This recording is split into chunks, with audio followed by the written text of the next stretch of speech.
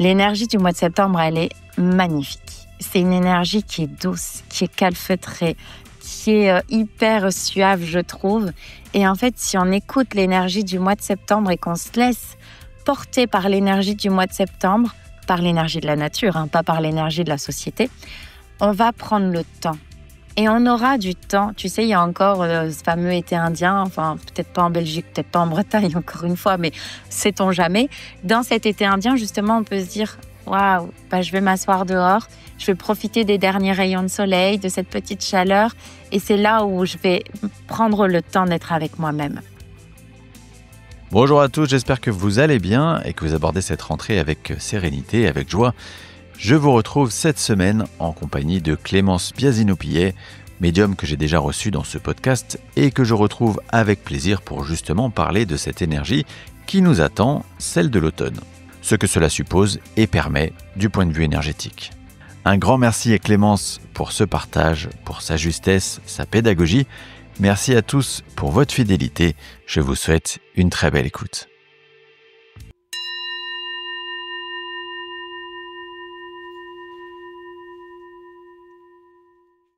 Eh bien, bonjour Clémence et merci beaucoup d'avoir accepté mon invitation pour ce podcast, ta deuxième invitation dans ce podcast. Donc, je suis doublement ravi de te recevoir et on va parler dans cet épisode d'un livre que tu sors, tu vas nous en parler juste après. Mais juste avant ça et en introduction, et pour tous les auditeurs qui peut-être ne se rappellent pas qui tu es, est-ce que tu peux te présenter ? Bonjour Xavier, bonjour tout le monde. Merci beaucoup pour ton invitation. Je suis toujours honorée d'être avec toi. Je suis Clémence Biasino-Pillet, je suis médium, clairconnaissante, passeuse d'âme aussi, bien qu'aujourd'hui je le travaille plus du tout. J'axe vraiment en fait mon travail sur les guidances dans le but vraiment d'aider les gens à évoluer, les accompagner sur leur chemin de vie pour qu'ils puissent comprendre les petits blocages, les petites problématiques, pour vraiment qu'ils puissent en fait avoir toutes les clés en main pour pouvoir réussir leur incarnation, parce que c'est ce qui me tient vraiment à cœur. Tu es donc médium depuis quelques années maintenant. Est-ce que tu peux nous dire comment tu as évolué toi dans ce rôle-là, quelles sont les énergies qui t'ont traversé et comment tu te sens aujourd'hui dans ce cadre-là? Waouh, tes questions, elles sont toujours super profondes. Voilà pourquoi j'adore être à ton micro. Je suis médium depuis toujours. Ça veut dire que j'ai toujours eu cette capacité de clairconnaissance, de pouvoir communiquer avec mes guides. Principalement, ça a toujours été mes guides que j'entendais, et depuis bientôt 8 ans, je suis installée en tant que médium et je mets ça au service des autres. J'ai beaucoup travaillé au début, sur tout ce qui était nettoyage énergétique, donc avec vraiment cette capacité de passeuse d'âme. J'ai beaucoup fait de nettoyage de lieux, de nettoyage de personnes. J'ai beaucoup travaillé sur les entités, sur des vies intérieures, etc. Donc j'ai eu accès dans un premier temps à beaucoup d'énergie négative, et je pense que c'est hyper important pour se forger en tant que médium, pour savoir que finalement c'est pas un monde de bisounours, que c'est pas tout beau, tout rose. Et ça nous apprend, nous, en tant que médium, à rester surtout bien ancrés et poser nos limites. Je trouve vraiment qu'aujourd'hui, ça fait 8 ans que c'est vraiment mon métier de tous les jours, en plus d'être ma passion. Donc, je navigue dans ce monde-là à 100%. Je sais que traverser d'abord les premières années, je vais dire les 5 premières années, dans tout ce qui est nettoyage énergétique, ça forge, ça nous apprend vraiment à comprendre comment tout fonctionne et à avoir un grand recul. Aujourd'hui, vraiment, je m'estime être capable de pouvoir prendre du recul sur toutes les choses. Parce que quand on travaille avec le dark, et j'ai beaucoup fait d'exorcisme aussi à l'époque, on est quand même beaucoup berné. On apprend en fait vraiment à communiquer, à comprendre les énergies, à se comprendre aussi soi. C'est vraiment pour moi, être médium, c'est aussi avant toute chose savoir travailler sur soi, sur ses failles, ses faiblesses. Et aujourd'hui, après 8 ans bien affirmés dans ce domaine, je pense que je suis vraiment dans une grande capacité d'évolution et de recul. Je fais plus du tout de nettoyage énergétique parce que je pense que j'en ai fait le tour et que j'ai appris tout ce que ça devait m'apprendre, même si je t'avoue que j'en fais encore, un petit peu de temps en temps quand j'ai une petite affinité avec l'énergie, qu'il y a à nettoyer.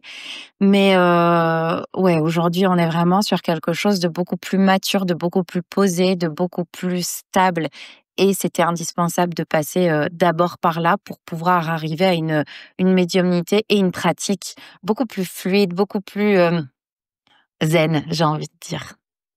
Donc on va parler de ce livre qui s'appelle Douceur d'automne, vivre au rythme des saisons, qui est un livre atypique pour ce qu'on pourrait imaginer être une médium qui vient s'ouvrir comme ça au monde. Pourquoi, pourquoi parler de l'automne? Pourquoi parler du rythme des saisons?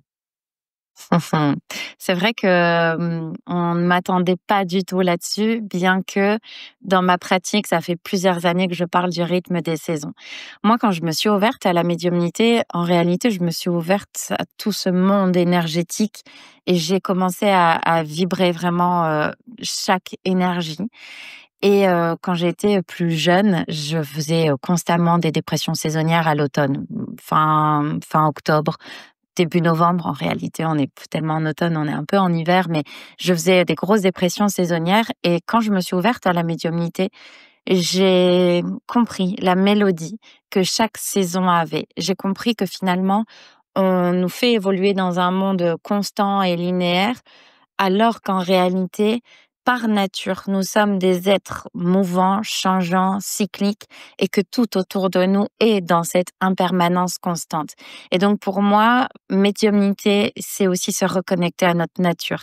Notre nature, elle est vraiment dans cette impermanence et pouvoir rappeler à travers mes enseignements et donc cette nouvelle série de livres qui s'ouvre, pouvoir rappeler à chacun d'entre nous qu'on est connecté aux énergies des saisons pour se réapproprier son pouvoir personnel en fonction de chaque saison. Pour moi, c'était indispensable parce qu'il y a énormément de gens qui s'épuisent à la tâche et qui sont aussi productifs au mois de décembre qu'au mois de juillet, ce qui est une aberration totale, et qui finissent dans des dépressions, dans des burn-out et qui sont à bout, qui ont les reins vides d'énergie et qui comprennent pas ce qui se passe. Et pour moi, en fait, si on se rappelle que nos ancêtres, avant la révolution industrielle, vivaient au rythme des saisons et qu'ils étaient dans une certaine harmonie et que petit à petit, on se réapproprie nos folklores, nos coutumes et ce rythme-là, on va pouvoir se retrouver nous aussi dans cette société qui a grandement évolué depuis 200 ans.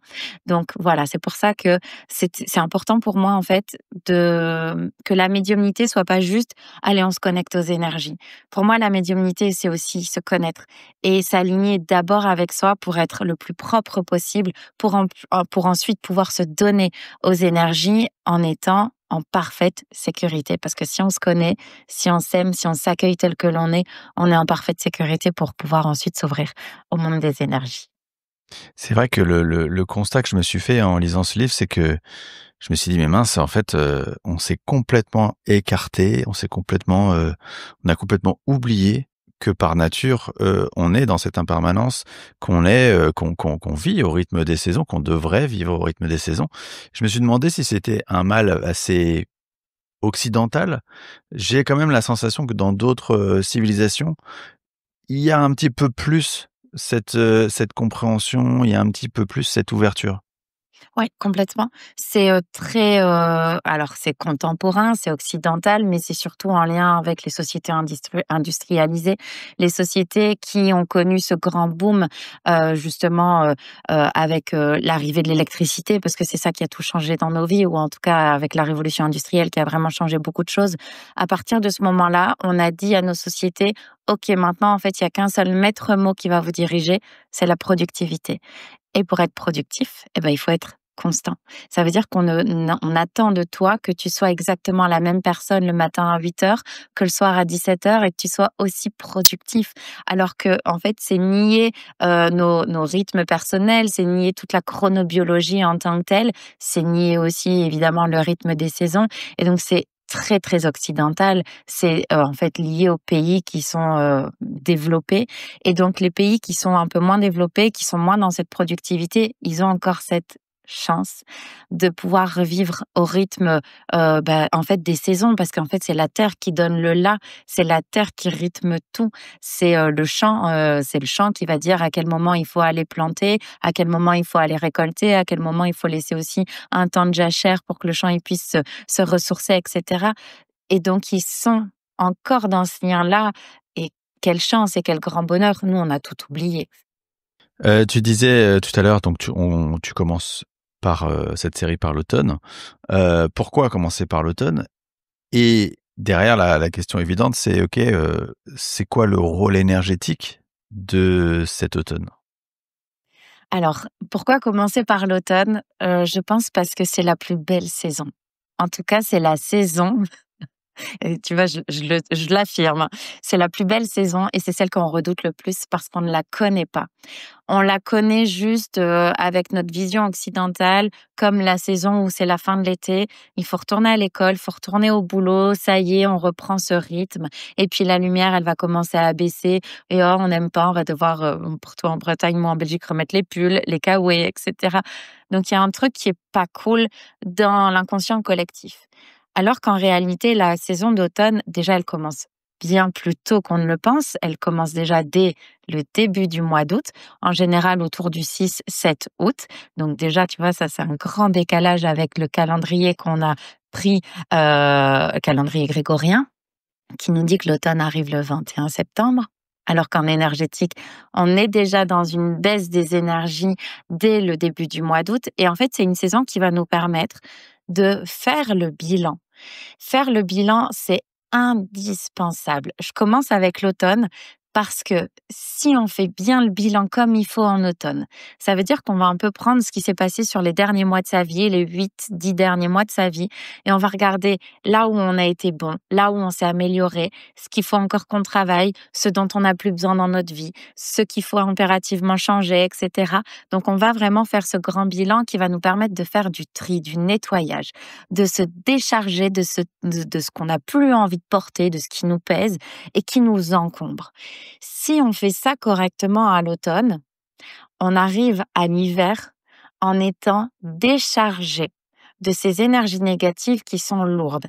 L'hiver, c'est une saison où on va être enfermé dans notre intériorité. On va être vraiment dans cette introspection seul avec nous-mêmes. Donc pour cette introspection, pour qu'elle soit efficace et productive, on va justement prendre soin de se nettoyer de tout ce qui est trop lourd. On va vraiment décharger nos épaules de ce qui nous encombre, de ce qui nous pèse, de ce qui est négatif, pour qu'on puisse s'enfermer dans des vibrations les plus positives possibles à l'hiver et qu'elles soient donc productives. Ça veut dire qu'on va pouvoir faire une belle introspection pendant le grand temps de l'hiver pour pouvoir redémarrer au printemps avec une énergie beaucoup plus forte. Ça veut dire qu'on ne se sera pas laissé encombrer de tout ce qui était trop lourd à l'automne, qui va nous alourdir encore plus à l'hiver et qui va nous empêcher de redémarrer au printemps.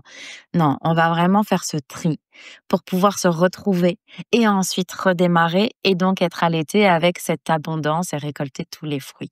Donc pour moi, c'était évident de commencer par l'automne parce que la plupart des gens, d'ailleurs quand j'ai posé la question, souvent les gens me disaient, bah, tu vas commencer avec le printemps?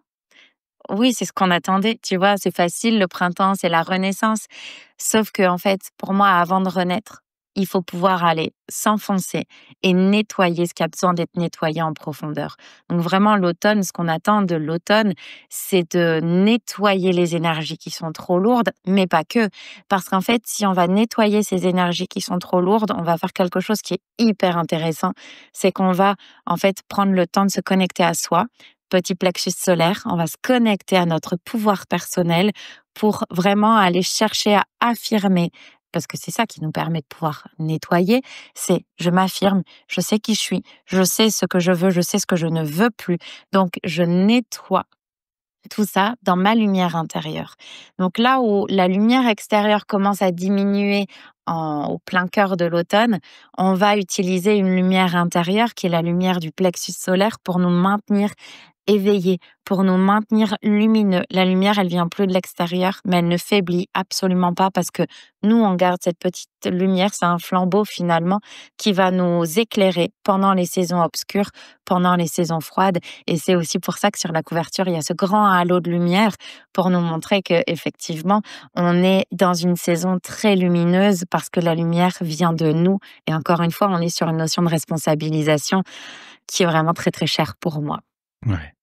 Et alors, on comprend bien, en tout cas moi je le comprends, cette notion de nettoyage. Je me la représente comme, OK, on s'est mis des couches de plein de choses et on va aller nettoyer un petit peu tout ce qu'il y a autour pour, comme tu dis, se rentrer à l'intérieur. Mais concrètement, ça veut dire quoi, dans notre réalité, quotidienne, se nettoyer? Et ça se matérialise physiquement, mentalement, dans nos relations, dans comment ça se comment ça se comprend? J'ai envie de dire multidimensionnel. Ça veut dire que ça va toucher tous les sujets de notre vie. C'est aussi bien émotionnel que relationnel que physique. Et c'est ça qui est important. J'ai envie de faire une analogie avec peut-être un petit mammifère qui pourrait préparer son nid justement pour l'hibernation ou l'hivernation. Qu'est-ce qu'il va faire? Il va commencer par faire du tri, par organiser son nid, par faire de l'espace, par créer justement un espace épuré, par créer son petit nid. Donc la première chose à faire finalement en automne, c'est de faire attention à son environnement physique. Donc l'endroit dans lequel on habite, c'est d'ailleurs quelque chose qu'on fait très spontanément encore, on va trier, on va nettoyer, on va épurer un maximum nos lieux de vie. Ces lieux de vie, ils ont été en général très encombrés pendant l'été parce que pendant l'été, on reçoit du monde, il se passe plein de choses, on est moins dans nos intérieurs, on est plus à l'extérieur. Donc, nos lieux de vie, ils ont été un peu laissés à l'abandon pendant les saisons yang, les saisons chaudes, printemps, été. Et donc, quand on va rentrer à l'intérieur de chez nous, parce que c'est ce qui se passe, à l'automne, on commence à rentrer dans nos intérieurs, on va vraiment faire un tri. On va en fait épurer un maximum, on va trier, on va nettoyer, on va vraiment créer un espace matériel qui soit un espace qui nous ressemble vibratoirement. Ça veut dire que peut-être qu'il y a une déco que vous aviez, que vous avez envie de changer. Ça veut dire que peut-être que vous aviez, je sais pas, un lot de vieilles casseroles et ça y est, en fait, vous pouvez plus les voir en peinture et donc vous vous dites, OK, ça, en fait, j'enlève. Ce sera peut-être un canapé que vous allez changer, une disposition de pièces que vous allez bouger.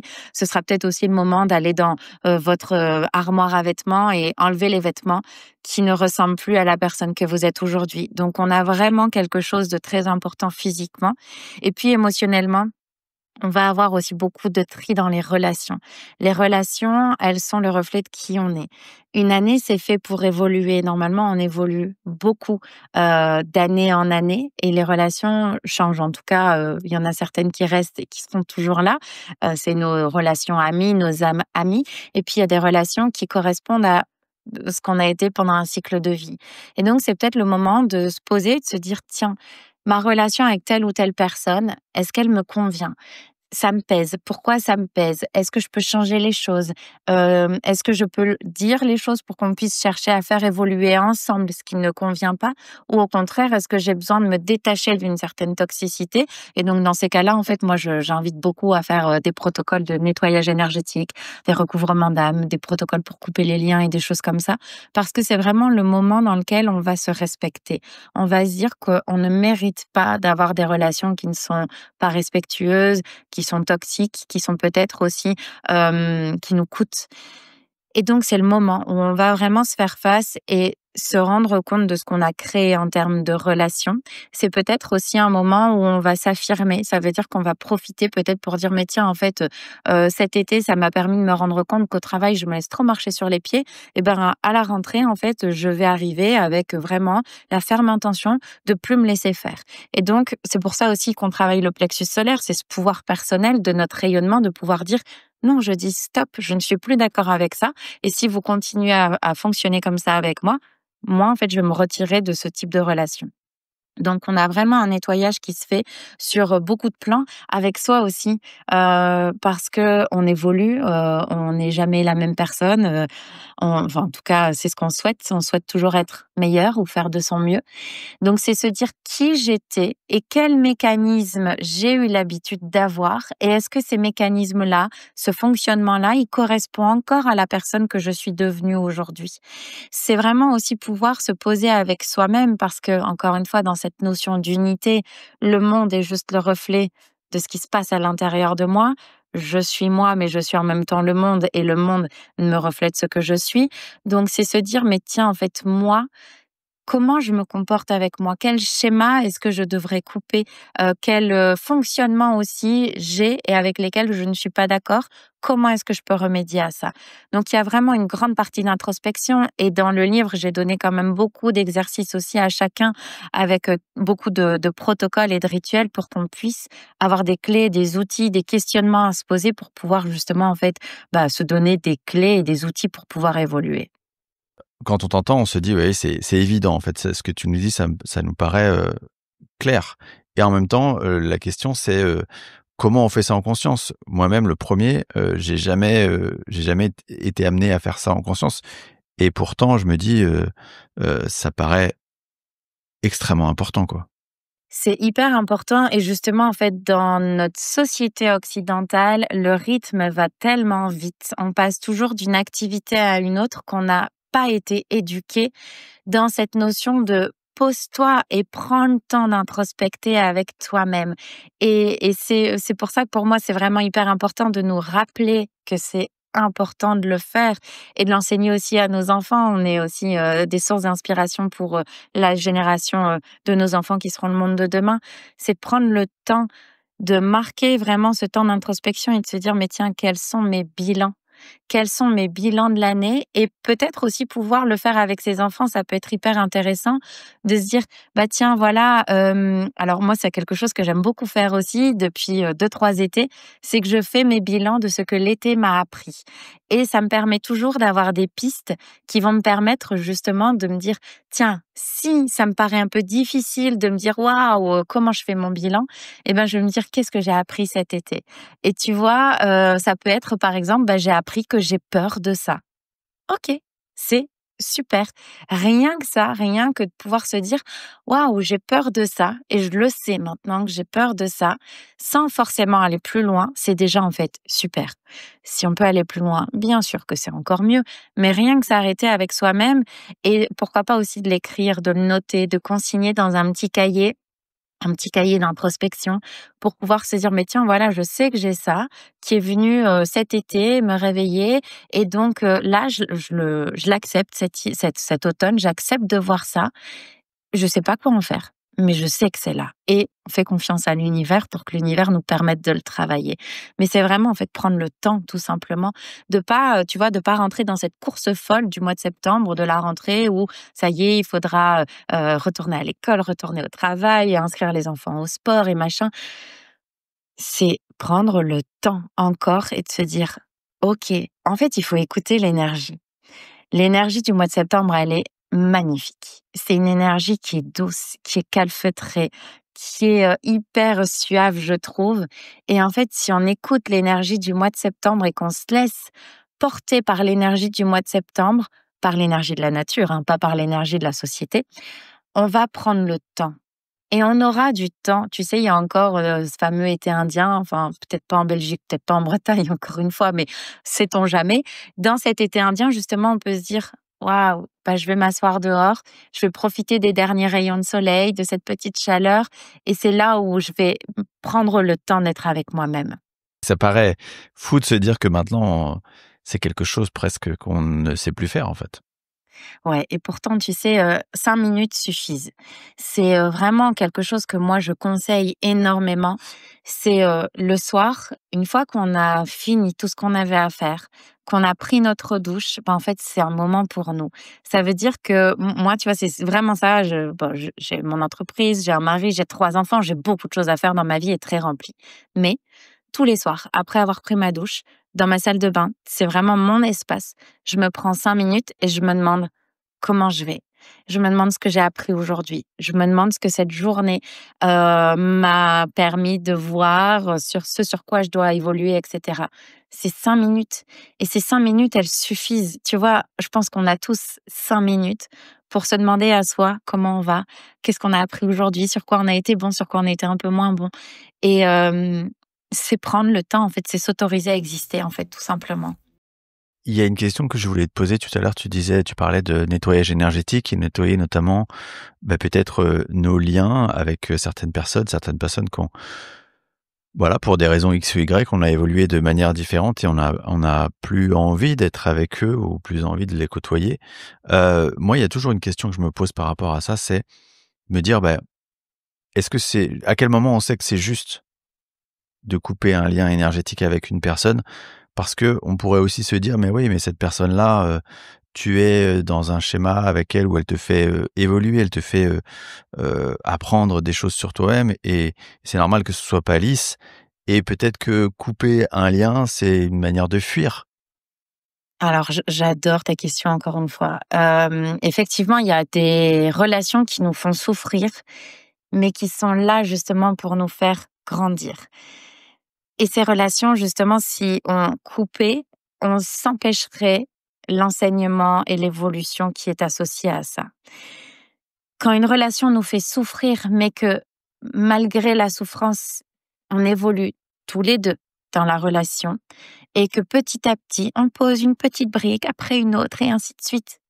Alors c'est que c'est évolutif, donc c'est que ça vaut le coup. Alors, je suis quand même assez persuadée que, on apprend beaucoup dans la souffrance parce que c'est ce qui fait réagir l'être humain. Donc la souffrance, elle est là aussi comme un moteur pour nous faire avancer. Mais là où en fait, on va couper des liens quand on sait qu'une relation est terminée, c'est quand on ne s'apporte plus rien l'un à l'autre, si ce n'est que de la souffrance.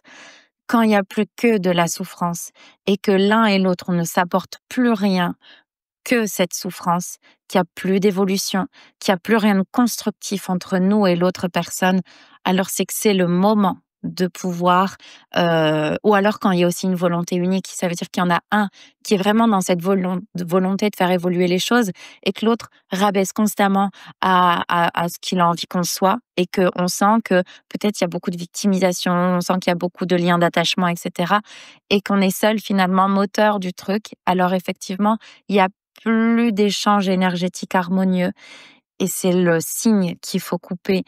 Une relation, de toute façon, elle nous fait toujours évoluer quoi qu'il arrive, mais quand elle arrive à sa fin, c'est qu'il y a plus de réciprocité.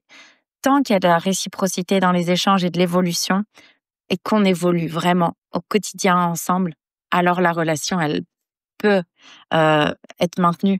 Mais c'est vraiment quand on évolue, enfin, quand il y a plus que de la souffrance et qu'on n'évolue plus et que ça nous tire vers le bas et qu'il y a vraiment plus du tout cette notion de on se donne l'un à l'autre des choses pour se donner finalement du grain à moudre et pouvoir évoluer. S'il y a plus ça, alors je pense qu'effectivement, c'est intéressant de pouvoir couper parce que la relation ne nous apporte plus rien. Et ça, est-ce que ça peut être fait complètement, unilatéralement? C'est-à-dire que je décide que je veux couper ce lien énergétique et donc plus rien de ce qui peut être, émis comme énergie par la personne ne va m'atteindre? Ouais, on peut. Ça demande beaucoup, beaucoup, beaucoup de travail. Ça demande aussi beaucoup d'amour de soi-même. Mais effectivement, quand on décide de couper avec une personne, déjà, c'est notre décision, donc c'est unilatéral. On ne peut jamais empêcher quelqu'un de nous envoyer des pensées négatives, de nous envoyer des énergies négatives. Ça, on peut pas l'empêcher. Par contre, on peut se donner tellement d'amour à soi-même que notre vibration sera tellement élevée qu'on se mettra à distance de l'énergie négative qui nous est envoyée. Les énergies négatives, alors on va dire que niveau vibratoire, c'est ici. Et si moi, je monte en vibration et que je vais tout là-haut, je me mets à distance, en fait. Il n'y a plus de résonance. Ça veut dire qu'en fait, l'amour de moi-même, le fait de se positionner en disant non, je n'accepte plus cette relation parce qu'elle me fait souffrir et que je vaux mieux que ça. Je me donne tellement d'amour que je sais que je vaux mieux que ça, je me respecte. Ça nous monte dans une vibration qui dit que même si on nous tend quelque chose, on ne va pas le prendre et ça ne va pas nous impacter. C'est une phrase que je dis beaucoup à mes enfants, c'est quand quelqu'un te donne quelque chose que tu ne veux pas, tu le prends ou tu le prends pas. Moi, mes enfants, ils se disputent beaucoup et souvent je dis: «Mais tu as pris ce qui t'a tendu, donc forcément, ça t'impacte.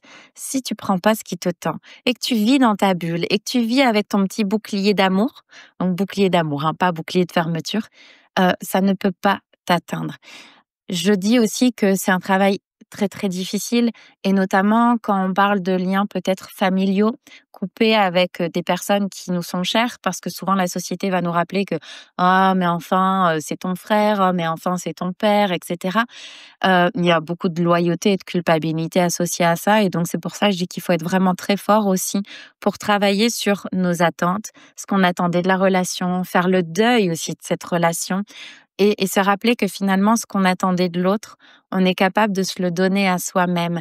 Et de cette manière, on devient encore une fois pleinement autonome et responsable. Et c'est ça qui nous permet de continuer à avancer sans être dans l'attente de ce que l'autre pourrait nous donner alors qu'il n'est pas du tout capable de nous le donner. Ça nous aide beaucoup. Oui, il y a un parallèle, quand je t'entendais là parler de monter en vibration et du fait que finalement tout ce qu'on peut t'envoyer, ça ne t'atteint pas. Heu, il y a probablement un parallèle énergétique à faire avec, eh bien tout ce qui est, tu parlais en tout début de séance de nettoyage énergétique, de nous qui travaillons au quotidien avec toutes ces énergies-là, bah, il y a aussi c'est comment ne pas se faire «polluer» entre guillemets, même si j'aime pas trop ce mot-là, par tout ce qui est, ces entités potentiellement, voilà, qui pourraient nous nuire, en fait. Ouais, complètement. Et c'est vrai que, hem, tout à l'heure, je disais que ça m'a beaucoup appris le nettoyage énergétique parce qu'en fait, on a tendance à croire que si on nous envoie une énergie, on doit nécessairement la prendre et l'accueillir pour l'aider. Non, on n'est pas obligé. On n'est absolument pas obligé. Et en fait, de la même manière, si quelqu'un nous envoie une énergie négative, une pensée négative, on a le droit de pas prendre ce que l'autre pense de nous, dit de nous, et cetera. Parce que de toute façon, ce n'est que le regard complètement subjectif de cette personne. Ça parle juste de lui-même, de ses traumas, de ses blessures, et cetera. Mais donc effectivement, moi j'ai beaucoup travaillé, dans tout ce qui est, des envoûtements et en fait, on ne peut jamais aller travailler sur la source d'un envoûtement. Par contre, ce qu'on va faire, c'est qu'on va travailler tellement fort en lumière autour de la personne que ça va la tenir à distance des énergies négatives qui lui sont envoyées. Et donc, son bouclier d'amour, son bouclier de lumière fera qu'elle est inatteignable, elle est intouchable pour ces énergies négatives. Et c'est vraiment ça. Et pour moi, la clé, c'est vraiment si on se donne cet amour à soi-même, on va monter naturellement en vibration et donc, il y a des choses qu'on acceptait avant, qu'on n'acceptera plus de vivre parce que cet amour nous permet justement de poser nos limites, d'apprendre à dire non et de nous respecter.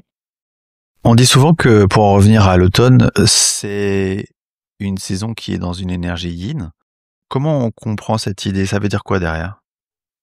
Alors, on va vraiment mettre, en opposition les saisons yang qui sont le printemps et l'été et les saisons yin qui sont donc l'automne et l'hiver. Une énergie yin, c'est une énergie d'introspection. C'est une énergie, on va dire plutôt féminine qu'on porte tous en nous, hein, qu'on soit, masculin, qu'on soit féminine, on a tous une énergie yin en nous et donc l'énergie yin, c'est l'énergie d'introspection, où on va aller se connecter au monde des émotions, au monde de l'intuition, au monde des relations, au monde de la communication et donc on est vraiment baigné dans tout dans ce bain énergétique lié finalement à ce qui nous appartient, ce qui est de l'ordre de l'intime, ce qui est de l'ordre de l'intérieur. Et c'est pour ça qu'on dit vraiment que les saisons yin, ce sont des saisons d'introspection, parce qu'il s'agit plus d'être connecté avec le reste du monde, il s'agit de voir quel est l'impact du monde à l'intérieur de nous. Donc si c'est une énergie yin qui nous permet de rentrer en nous, j'imagine que c'est aussi peut-être aussi une saison qui est propice au contact avec d'autres parts de nous plus subtiles ou d'autres énergies plus subtiles? Complètement. On est vraiment dans cette empathie vis-à-vis de nous-mêmes. On va rentrer dans cette connexion subtile à notre grande sensibilité. C'est tout simplement le monde des faiblesses. Et quand je dis faiblesse, il y a rien de négatif à ça. Il faut juste se rappeler qu'on a des forces et des faiblesses. Et c'est donc pouvoir se connecter au monde sensible, au monde peut-être des traumas, au monde des blessures, à ce qui est pas forcément agréable à regarder en nous, à nos zones d'ombre, à nos obscurités. Et c'est vraiment se connecter à tout ce qu'on a l'habitude dans nos sociétés de mettre le couvercle dessus en disant: «Non, ça n'existe pas». Non, en fait, justement, là, on va aller regarder ça, le regarder avec des yeux remplis de douceur et d'indulgence. Il y a pas de jugement à avoir sur nos blessures, c'est pas bien, c'est pas mal, elles sont là. Il y a pas on va pas les regarder en étant dur. On va les regarder finalement avec le regard qu'un adulte porterait sur un enfant en se disant: «OK, il y a ça qui vit en toi, je vais t'accompagner, je vais t'aider, tout simplement. On va aller faire le travail pour que ça aille mieux». Et qu'est-ce qui se passe si on ne fait pas ce travail? Ah bah, comme je disais, tu mets le couvercle et tu vas te retrouver enfermé à l'hiver avec tout ce qui est à l'intérieur de toi et qui aurait eu besoin d'être nettoyé. Et donc, l'hiver, c'est une saison, ça vient l'année prochaine, normalement, le livre sur l'hiver, c'est une saison vraiment compliquée parce qu'en fait, c'est une saison morte. C'est une saison où il ne se passe rien. Donc, tu es face à toi-même, tu es vraiment dans ce regard du miroir face à toi et donc c'est là où en fait vont ressortir toutes les choses que tu as pas voulu voir à l'automne. Et donc l'hiver, il peut être extrêmement difficile parce que tu vas rentrer dans une lutte contre toi-même. Toutes ces choses que tu n'as pas accepté de laisser ressortir, elles vont ressortir un peu, tu vois, par tous tes pores, un peu, tu vois, comme des vers qui sortiraient parce qu'il faut impérativement que ça sorte, parce qu'il faut évacuer. Et en fait, là, tu vas rentrer dans une énergie de lutte. Ça veut dire que tu vas vouloir faire rentrer tout ça encore une fois à l'intérieur de toi. Tu vas refuser que ces choses puissent exister. Et donc, tu vas engager un combat. Qui dit combat, dit beaucoup de fuite énergétique. Donc ça veut dire que les reins énergétiques, qui sont vraiment l'organe de la saison hiver, vont en prendre un coup. Normalement, en hiver, on est censé recharger nos reins et donc vraiment faire un travail de douceur avec soi, de tranquillité. On laisse les choses se faire tranquillement. Il y a rien à faire d'ailleurs en hiver. Et donc si au contraire, tu es dans une énergie yang, qui est une énergie de lutte, eh ben, tu vas fragiliser tes reins et tu pourras pas redémarrer au printemps. Ça veut dire qu'au printemps, tu seras vidé. Tu ne pourras pas faire ce travail de renaissance parce que tu auras mis toute ton énergie contre toi-même, en fait.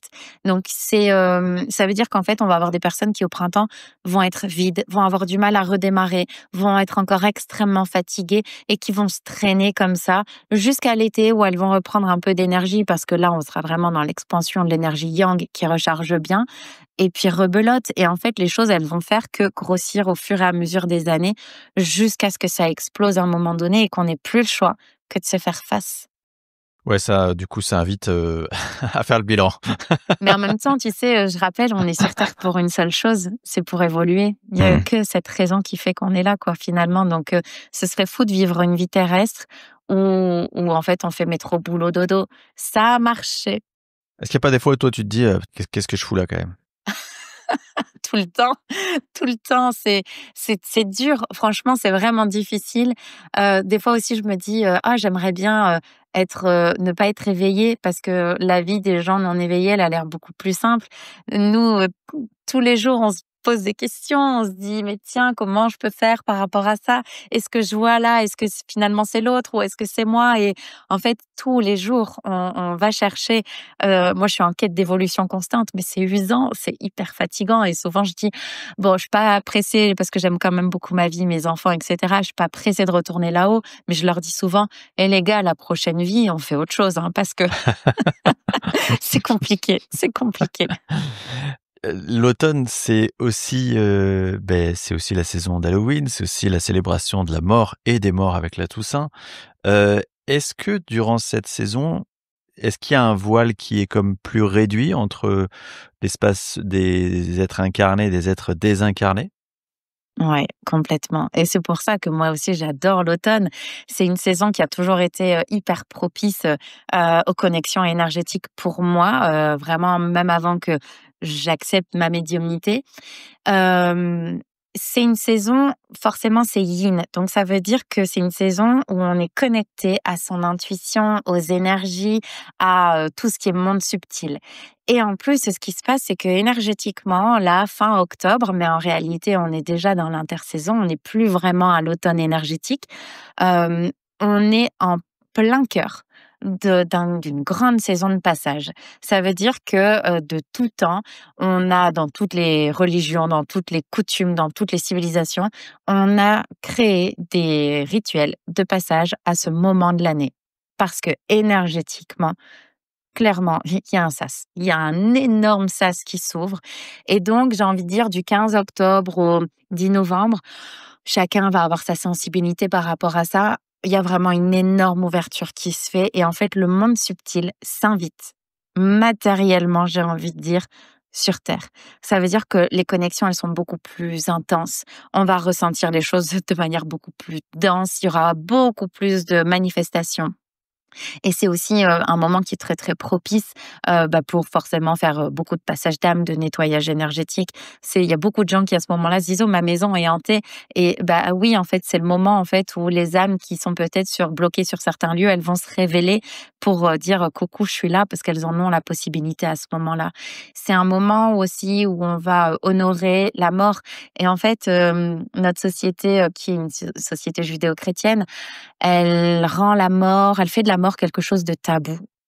Mais en fait, la mort, c'est quoi? C'est juste un passage. C'est vraiment juste la fin d'un cycle terrestre. Mais notre âme, elle persiste, quoi qu'il arrive. Donc, on clôt juste un chapitre terrestre, matériel, d'incarnation. Et on continue notre vie. En fait, c'est juste qu'on a, comme j'aime dire, on a reçu une promotion, on upgrade et donc c'est bon, en fait, on peut être détaché de cette matière et donc on fête la mort sous toutes ses coutumes et nous, on a tendance à faire de ça quelque chose d'assez négatif, où on a peur et cetera. Mais je parle dans mon livre de Dia de los Muertos où vraiment, en fait, on fête la mort et on honore nos ancêtres, on les remercie pour, ce qu'ils ont été dans nos vies, pour la transmission qu'ils nous ont donnée.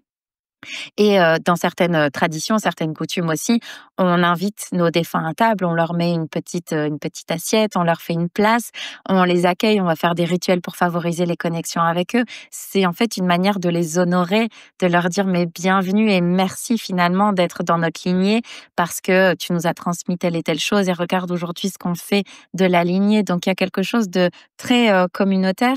De toute façon, l'automne nous pousse à nous rassembler parce que justement dans l'obscurité qui vient, l'obscurité fait peur à tout le monde depuis la nuit des temps, eh ben, qu'est-ce qu'on fait? On se rassemble. Et c'est hyper important pour l'être humain d'être dans cette notion de rassemblement, dans cette notion de communauté. Ça vient travailler le besoin d'appartenance, le besoin justement de se sentir en sécurité en groupe. Et donc, c'est vraiment quelque chose qui nous permet de nous dire, certes, il existe le monde terrestre ici, mais finalement, sans oublier qu'il y a ce monde énergétique autour de nous, qu'on va appeler, si c'est nos défunts lumineux, donc on est content de les avoir avec nous. Et puis, on va aussi pouvoir faire des petits travaux de nettoyage énergétique si c'est des âmes qui sont en errance, tout simplement. Ça me permet de te poser la question qui est, quand on est amené à vivre, cette épreuve, de voir un proche, partir, comment est-ce que on peut l'accompagner au mieux, énergétiquement, par ses pensées, tu vois? Comment est-ce que quelque part on peut favoriser ce passage? Alors, c'est quelque chose pour moi qui a toujours été évident. Ça veut dire que moi, j'ai connu mon premier défunt, c'était mon arrière-grand-mère, mamie Jeanne, j'avais 10 ans et on voulait pas que je la voie parce qu'on disait: «Non, c'est pas beau» et cetera et moi, en fait, je voulais aller lui dire merci. Je voulais aller voir mon arrière-grand-mère, pour lui dire, «Tu vois, je viens te rendre, visite.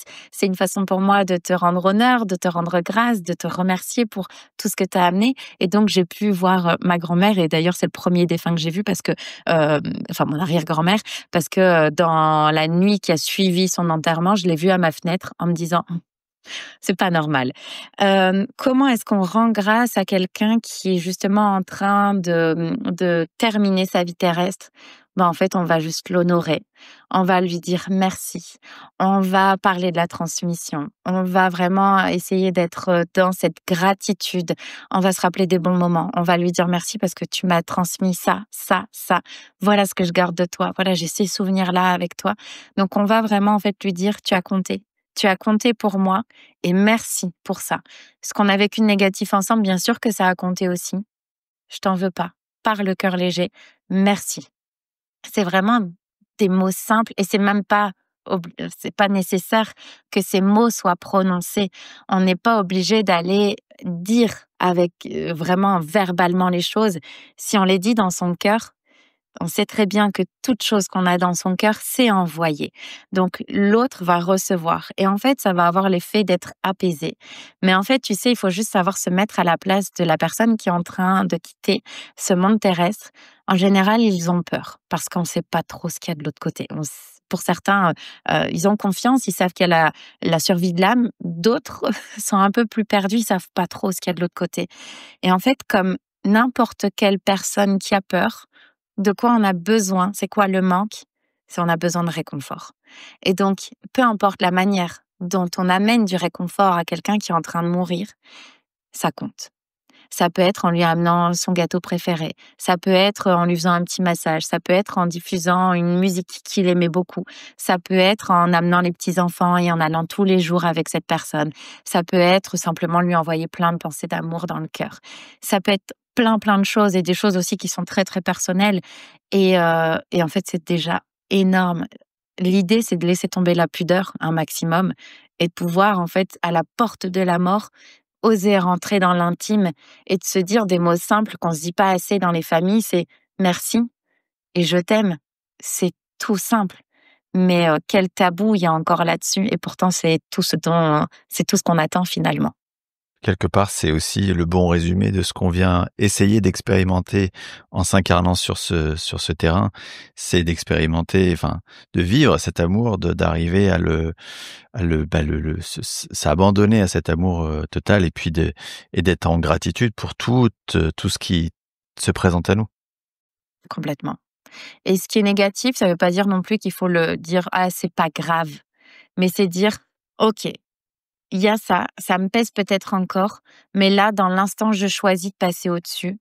Plus tard, je reviendrai sur pourquoi j'ai pas su le gérer, pourquoi ça a été difficile pour moi, mais dans l'instant, c'est savoir passer au-dessus pour juste honorer notre défunt qui s'apprête à partir.» On parlait du coup, de cette saison d'automne qui est l'opportunité d'intériorité, de l'intuition. Du coup, j'en déduis que c'est une bonne saison pour travailler, ses perceptions, sa connexion? Ouais, super chouette, mais en ne prenant absolument rien pour acquis. Ça veut dire que effectivement, c'est le moment où on va ressentir beaucoup, beaucoup, beaucoup de choses. C'est super. Sauf que c'est aussi le moment où, on l'a dit, le voile entre le monde énergétique et notre monde terrestre, il est extrêmement fin. Donc, passe n'importe qui. Et il y a beaucoup d'entités joueuses qui vont justement venir et qui vont se faire passer pour des anges, pour des guides et qui vont s'amuser à donner des réponses avec des pendules et des ceci et des cela. Et donc, en fait, c'est un moment où, si on n'est pas sûr à 100% de ses ressentis, c'est des moments où on risque justement d'être un petit peu chahuté par, certaines âmes qui peuvent être assez joueuses. Il y en a quand même pas mal. Elles sont pas bien méchantes, mais du coup, moi, je conseille vraiment, en fait, justement d'aller travailler les perceptions, mais sans rien prendre pour acquis à cette période, si on est débutant et si on se sent pas encore suffisamment ancré dans sa pratique. Parce que c'est vraiment des moments où on peut se faire berner, mais royalement. Oui. Quelque part, c'est un rappel au discernement et puis je pense que c'est un mot important de toute façon dans tout chemin d'éveil pour, pas se laisser berner comme tu dis parce que effectivement, c'est possible et même sans même parler des énergies invisibles, aussi se laisser berner, dans ce chemin d'éveil par, tel ou tel gourou ou telle, Complètement. pratique. Ah mais complètement. Moi, je dis toujours, tu sais, les gens qui viennent me voir en séance, je leur dis: «N'oubliez pas que le seul maître à bord, c'est vous. Donc peu importe ce que je vous dis, ne m'écoutez pas. c'est vraiment pour moi quelque chose de fondamental, parce que on n'est rien. Tu vois, il faut se le rappeler, on n'est rien. On n'a aucune notion de pouvoir, de puissance, de rien du tout. On est juste ce qu'on est et on transmet ce qu'on a envie de transmettre en tant que thérapeute. Mais est-ce qu'on est dans la vérité? Ah, la vérité, qu'est-ce que c'est, tu vois, finalement? Donc chacun doit prendre toujours beaucoup de recul et de discernement et de se dire: «Comment mon cœur vibre ce qui est en train de m'être transmis?» Et ça, pour moi, tu vois, le cœur, c'est le meilleur baromètre parce que le cœur sait toujours. Le cœur, il se trompe jamais. Donc si on me dit quelque chose et que mon cœur, il se serre un peu, alors c'est qu'on le reçoit pas bien. Si on le reçoit pas bien, c'est peut-être que c'est pas pour nous, tout simplement. Donc n'écoutons personne si ce n'est notre propre cœur. Eh ben écoute, Clémence, je vais te proposer de terminer sur cette belle conclusion. Un grand merci à toi, Clémence, pour ce partage. Et donc, évidemment, je mettrai en détail de l'épisode les liens de ton livre qui vient de sortir et que vous pouvez vous procurer. Ça tombe bien. L'épisode va sortir tout début de cet automne. Donc, c'est la saison parfaite. Encore Merci beaucoup. un grand merci, Clémence, et merci à tous pour votre écoute fidèle. À bientôt.